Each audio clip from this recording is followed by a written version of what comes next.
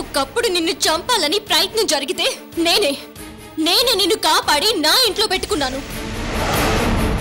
నీ is company నీకొచ్చేలా చేశాను. ఎందుకు చేసావు? ఎందుకు చేసావు? అలేఖ్య ఐశ్వర్యల పగ తీవ్ర స్థాయికి వచ్చేసింది. వాళ్ళిద్దరూ ఉత్తరం దక్షిణంగా విడిపోయారు.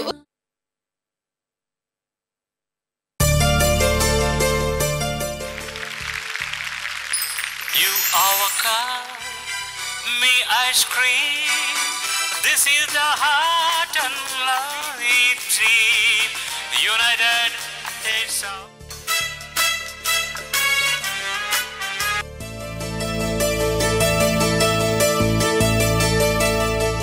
అత్తయ్య కాఫీ తీసుకోండి. కాఫీ తీసుకో శ్రీకర్. శ్రీకర్ కాఫీ తీసుకో.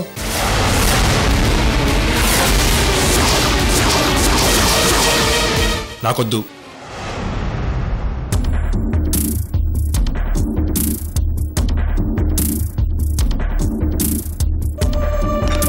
చూడండి అత్తయ్య, నా చేత్తో ఏమిచ్చినా తప్పనట్టు ఎలా సీరియస్ అయిపోతున్నాడో.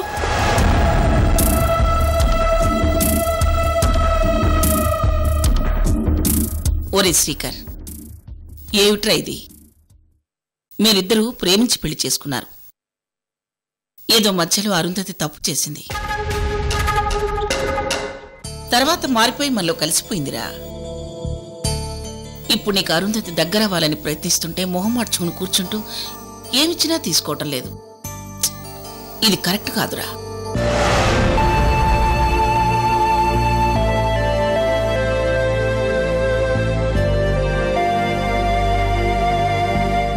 అమ్మ అరుంధతి, అసలు అలేఖ్య ఇంట్లో ఉండద్దు, మన ఇంటికి వెళ్ళిపోదాం పద.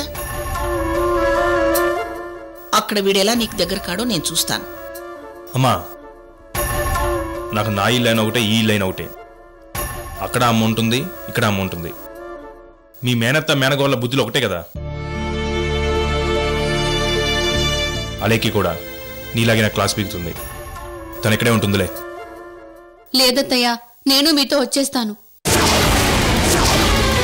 వద్దు, నువ్వు రావద్దు. అసలు మా ఇంట్లో నువ్వు అడుగు పెట్టొద్దు.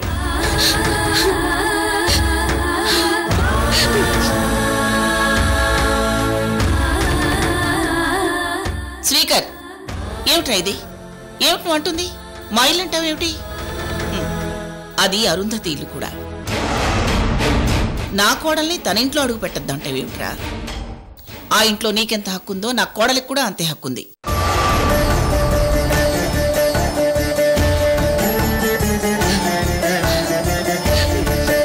అమ్మ అరుంధతి, నేను చెప్తున్నాను కదా, నువ్వు కూడా ఆ ఇంట్లోనే ఉందు గాని. అమ్మా, ఇక నువ్వేం చెప్పకు.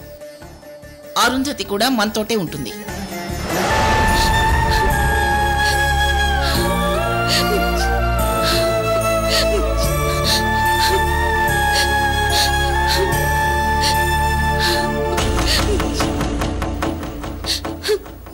నేను శ్రీకర్ని ఎంత ప్రేమిస్తున్నానో శ్రీకర్కి అర్థం కావడం లేదత్తయ్య. నేను నా కోసం బ్రతకడం లేదు, శ్రీకర్ కోసమే బ్రతుకుతున్నాను. నన్ను అంతా క్షమించినా శ్రీకర్ మాత్రం క్షమించడం లేదు. నేను మారినా అర్థం చేసుకోవడం లేదు అత్తయ్య. ఏయ్, వీళ్ళంతా అమాయకులే. నువ్వు మారావని కన్నీళ్ళు కార్చగానే కరిగిపోయి వీళ్ళంతా నమ్మారు. కానీ నేను చచ్చిన నమ్మను. చూడు, బొగ్గుని పాలల్లో ముంచి తెల్లగా మారుతుందని నమ్ముతారేమో గాని నువ్వు మంచిగా మారావంటే నేను నమ్మను. నీ దుష్ట బుద్ధి అంత తేలిగ్గా పోదే.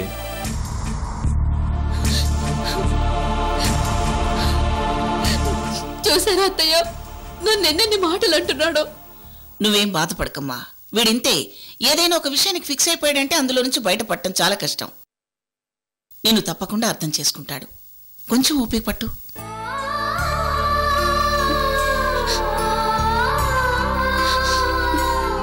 అలాగే అత్తయ్య.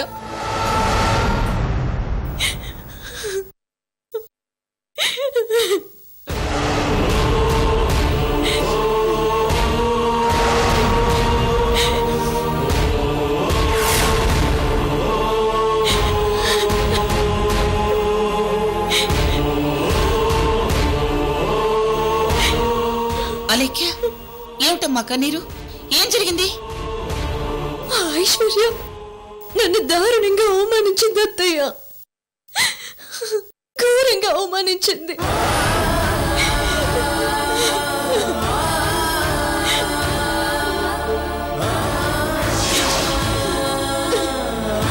మనిద్దరం కలిసి తన కడుపులో ఉన్న బిడ్డని పోగొట్టడానికి ప్రయత్నించామని మన మీద నింద వేసింది అత్తయ్య.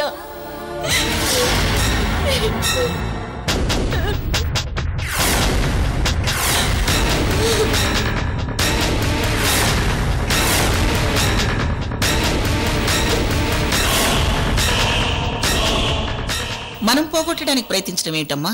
అసలేం జరిగిందో వివరంగా చెప్పు. ఆ ఐశ్వర్య నిన్ను దీవించమని అడిగినప్పుడు నీ కడుపులో ఉన్న బిడ్డ కూడా మాకు శత్రువని చెప్పావంట కదా. అందుకే కావాలని నువ్వు మీ అత్తయ్య కలిసి నా కడుపు పోగొట్టాలని చూశారని నోటికొచ్చినట్టు మాట్లాడింది అత్తయ్య.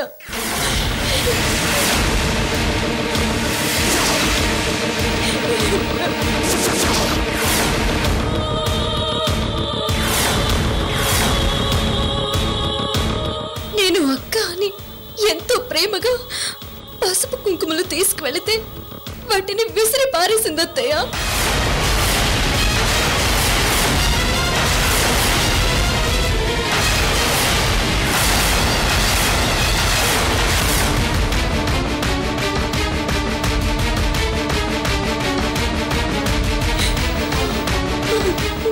ఏంటి అలేఖ్య, చిన్నపిల్లలు అలా ఏడుస్తున్నావేంటి? ఏడవకు. అలేఖ్య ఏడవకుండా ఎలా ఉంటుంది? అలేఖ్య ఐశ్వర్యలు ఎంత అభిమానంగా ఉండేవాళ్ళు. ఐశ్వర్య ఇలా చేస్తే బాధ ఇదా?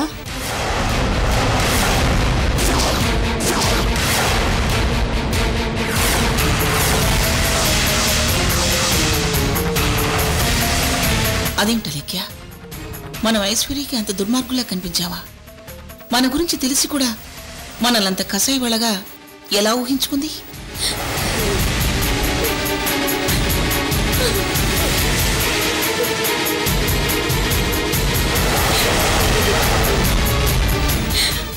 ఐశ్వర్య కాదత్తయ్య, మనమే ఈ పని చేశామని ఐశ్వర్య మాటని పట్టుకుని సూర్య కూడా మన మీద నింద వేశాడత్తయ్య.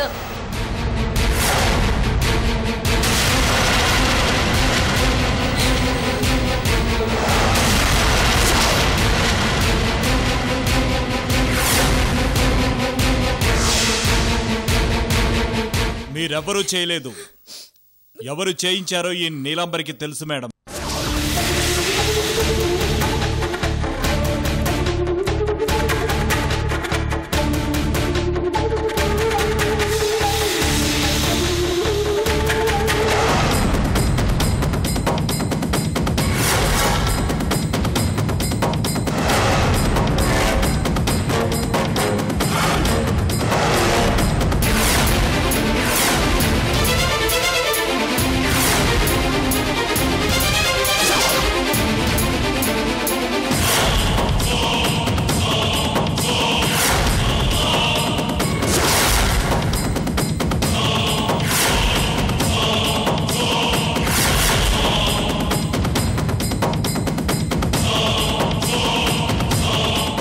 ఏంటి హర్షవర్ధన్, దీన్ని ఇక్కడికి తీసుకొచ్చావు?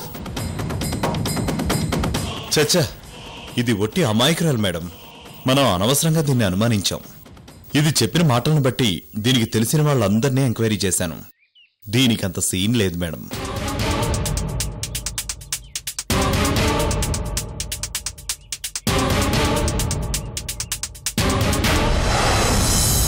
అదేంటి హర్షవర్ధన్, మరి ఆ రోజు నాతో అలా మాట్లాడింది? మీరసలు మారారో లేదో అని తెలుసుకుందామని అలా డ్రామా ఆడిందంట మేడం. ఎందుకంటే అలేఖ్య మేడం అంటే నీలాంబరికి ప్రాణం.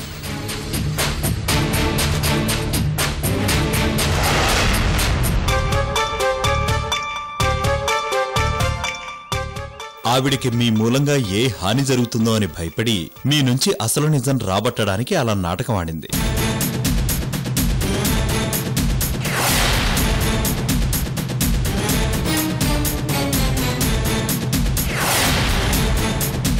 కానీ మీరు నిజంగా మారిపోవడంతో నిజంగానే ఇది అలేఖ్య మేడం గారిని ఏదో చేయడానికి ప్లాన్ చేస్తుందనుకుని అలేఖ్య గారికి ఐశ్వర్య గారికి పట్టించారు.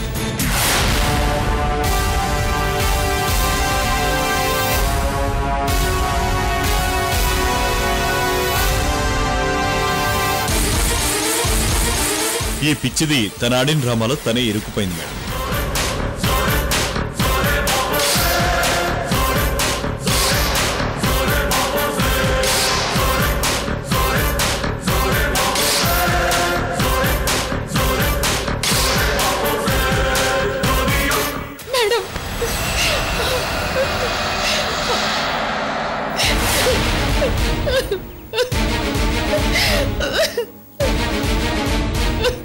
నేను చెప్పేది నిజం మేడం. నా ముఖానికి అంత సీన్ లేదు మేడం. నేను అలేఖ్య గారి ఇంట్లో ఉంటూ అలేఖ్య గారి ఉప్పు తింటూ అలేఖ్య గారికి హాని చేసే ధైర్యం నాకెక్కడిది మేడం?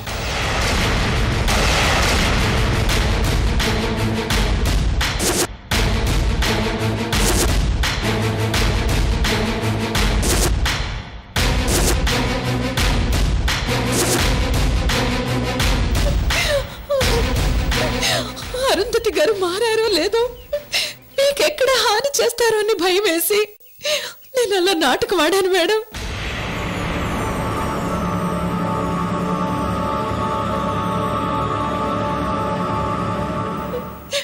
అది నా శాపం అయిపోయింది మేడం.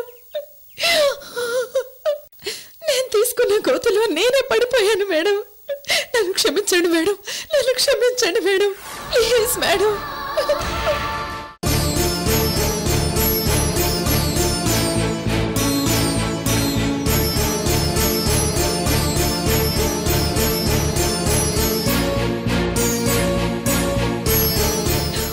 అమ్మా, మీరు నన్ను ఎలా చూసుకున్నారమ్మా?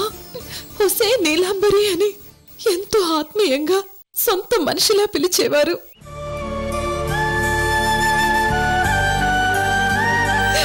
నేను ఒకరికి హాని చేసేదానిలా కనిపిస్తున్నానమ్మా. మీరైనా చెప్పండి అమ్మా, ప్లీజ్ అమ్మా.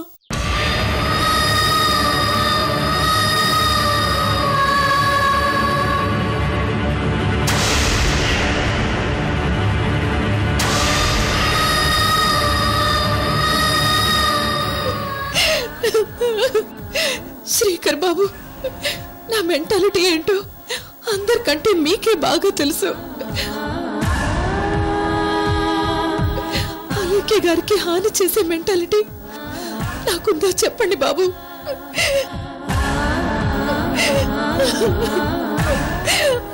నీలాంబరి, ముందు పైకిలే.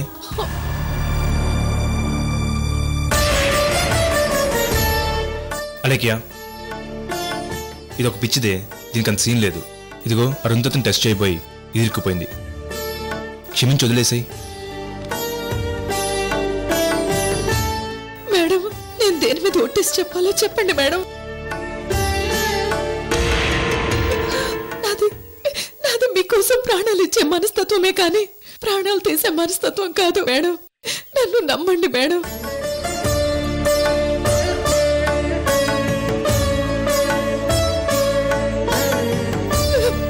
Madam, please madam. పోనీ మీరు నా 2 చేతులు 2 కళ్ళు విరిచేసి మీ గేట్ ముందు పడుకోబెట్టండి మేడం. మీరు కుక్కకు వేసి అన్నం తినేనా బ్రతుకుతాను, అంతేకాని మీ నుంచి నన్ను దూరం చేయకండి మేడం. నేను మీ దగ్గర తప్ప ఎక్కడ బ్రతకలేను మేడం.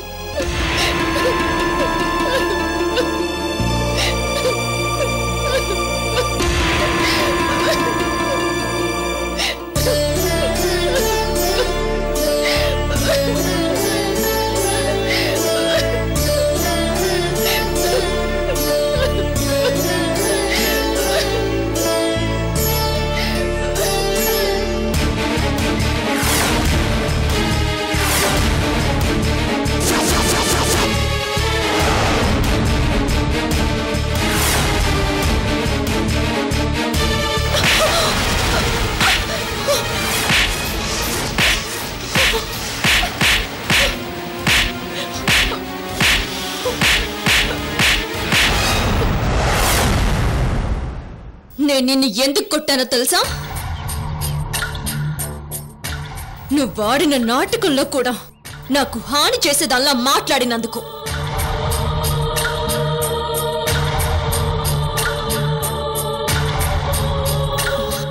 అక్క, ఇప్పుడు దీన్నేం చేద్దాం? నన్ను టెస్ట్ చేయాలని చూసి పాపం ఇది ఇరుక్కుపోయింది. ఒక విధంగా అతనికి మంచి చేయాలని అలా చేసింది. ఈసారి కుదిరి అలేఖ్య. అవునా లేఖ్య, ఇది పిచ్చిది. ఏదో సాధిద్దామనుకుని ఇరుక్కుపోయింది. అసలు దీని ముఖానికి మనుషులకి హాని చేయటం కూడానా? అసలు ఇది కనపడిపోయేసరికి ఇంటికి కనలేదు అలేఖ్య, వదిలే.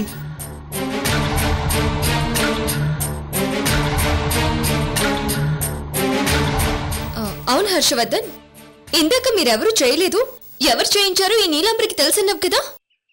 అసలు ఆ విషయం నీలాంబరికి ఎలా తెలుసు?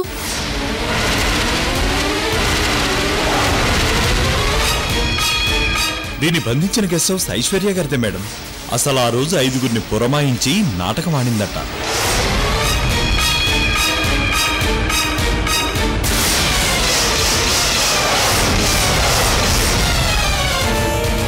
చెప్పవే నీలాంబరి, అసలేం జరిగిందో మేడం గారికి మొత్తం చెప్పు. మేడం, నేను ఆ రోజు పై గదిలో ఉన్నానని ఐశ్వర్య గారు అనుకున్నారు. కానీ నేను ఆ టైంలో వంటగదిలో ఉన్నాను. అంతలో ఐశ్వర్య ఒక 5గురు వ్యక్తులతో అక్కడికి వచ్చింది. అందులో ఒక లేడీ కూడా ఉంది. వాళ్ళని ఐశ్వర్య గారు అలాగే చూస్తూ, అలేఖ్య, సూర్యనారాయణలు ఇప్పుడిప్పుడే దగ్గరవుతున్నారు, ఎలాగైనా వాళ్ళని విడదీయాలి.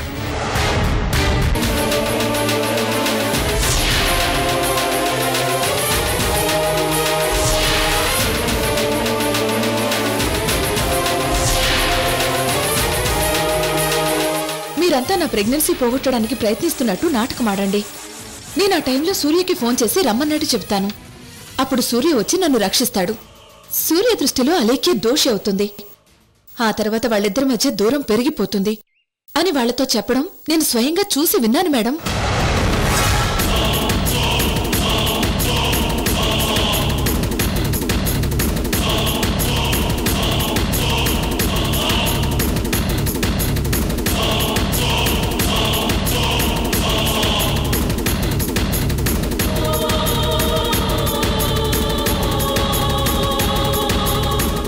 నీలాంబరి చెప్పేదంటో వాస్తవం ఉంది మేడం. ఐశ్వర్య గారి చేతిలోంచి ఫోన్ జారిపోవడం ఏంటి? అది అసలు సూర్య గారికి డైల్ అవడం ఏంటి? ఇది అసలు నమ్మే మ్యాటరా మేడం?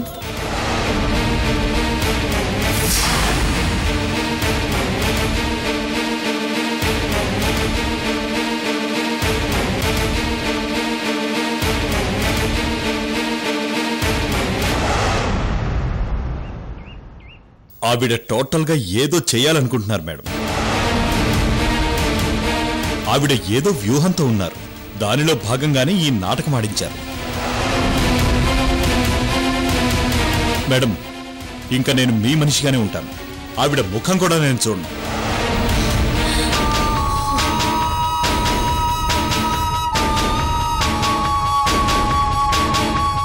అమ్మ తోడు మేడం. ఐశ్వర్య గారు చాలా దుర్మార్గంగా మారిపోయారు. అలా ఎందుకు మారారో అర్థం కావడం లేదు. నా మాట వినండి మేడం. కడుపులో బిడ్డ పడ్డాక ఆడదానికి స్వార్థం పెరుగుతుందంటారు. అది బిడ్డ మీద స్వార్థం. కానీ ఐశ్వర్యకి మాత్రం ఏకంగా స్వార్థంతో పాటు పగ కూడా పెరిగిపోయింది. అందుకే నువ్వెళ్ళినా నేనెళ్ళినా నోటికొచ్చినట్టు మాట్లాడిందా లేఖ్య?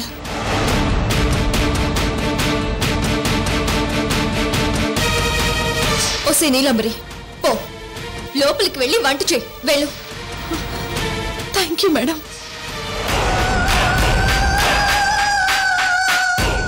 అత్తయ్య, నువ్వు చెప్పింది నిజం. కడుపులో బిడ్డ పడ్డాక అమ్మతనం పెరుగుతుంది. కానీ ఐశ్వర్యకి అహంకారం పెరిగిపోయింది. తన కడుపులో బిడ్డ పడగానే కోపం, పగ కూడా పెంచుకుంది. పాతవన్నీ గుర్తు చేసుకుని మనల్ని దెబ్బ కొట్టాలని చూస్తుంది.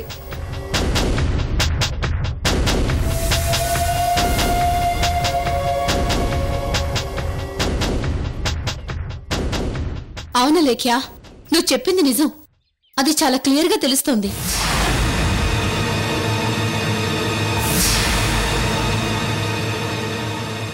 ఐశ్వర్య గారు అలా చేశారంటే నాకు నమ్మబుద్ధి కావటం లేదు. మీరు తొందరపడి ఒక నిర్ణయానికి రావద్దు.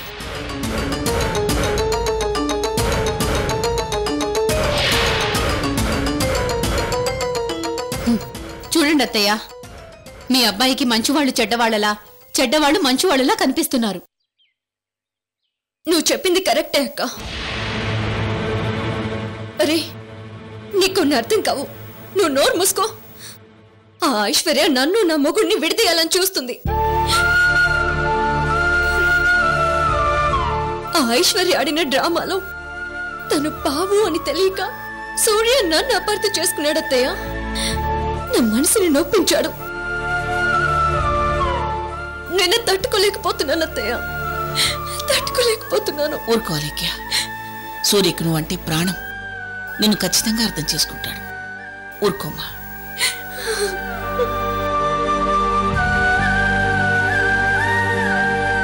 అలేఖ్యా, నువ్వు బాగా టైర్డ్ అయినట్టున్నావు.